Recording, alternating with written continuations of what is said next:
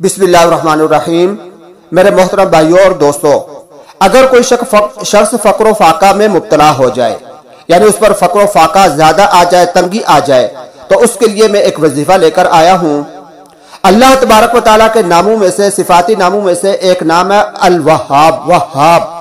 वहाब का तर्जुमा है सब कुछ अता करने वाला, वो ज़ात जो सब कुछ अता करने वाली हो। अल्लाह तबारक व तआला का ये सिफाती नाम या वहाब, जो शख्स फक्र फाका में मुब्तला हो जाए तो उसको चाहिए या तो वो यूं करे कि कसरत के साथ या वहाबू पढ़ता रहे, कसरत के साथ या वहाबू इसका विर्द करता रहे, एक बात। या दूसरी बात यह है कि वो इस इसम को लिखकर या वहाब इसको लिखकर अपने पास रखे, दो बातें। या फिर तीसरी बात यह है कि चाश्त की नमाज में, जब चाश्त की नमाज होती है तो चाश्त की नमाज के आखिरी सजदे में, उसकी जो बिल्कुल आखिर का जो सजदा होगा, उस आखिरी सजदे में सुभान रब्बियल आला पढ़कर, तस्बीह पढ़कर 40 मरतबा या वहाबू पढ़े।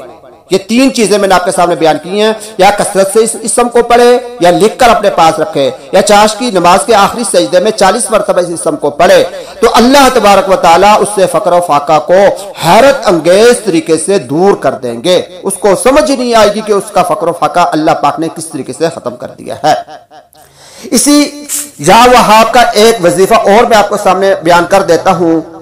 अगर किसी भाई को कोई हाजत ऐसी दरपेश आ जाए जो बहुत ही ज्यादा खास हो, तो उसको चाहिए कि अपने घर या मस्जिद के सहन में, घर के सहन में या मस्जिद के सहन में 3 बार सजदा करे। सजदा करने के बाद सर उठाए और उठाकर अपने हाथों को ऊपर की तरफ उठाए और फिर 100 मरतबा या वहाब इस इसम शरीफ को पढ़े। घर या मस्जिद के सहन में सजदा करे, 3 सजदे करे, फिर उसके बाद हाथ उठाए और 100 मरतबा ये इसम पढ़े, तो अल्लाह तबारक व तआला उसकी हाजत को जरूर पूरा फरमाएंगे। तो या वहाब के मैं 2 वजीफे आपके सामने लेकर आया हूं। अल्लाह तबारक व तआला हम सबको इससे फायदा उठाने की तौफीक अता फरमाए।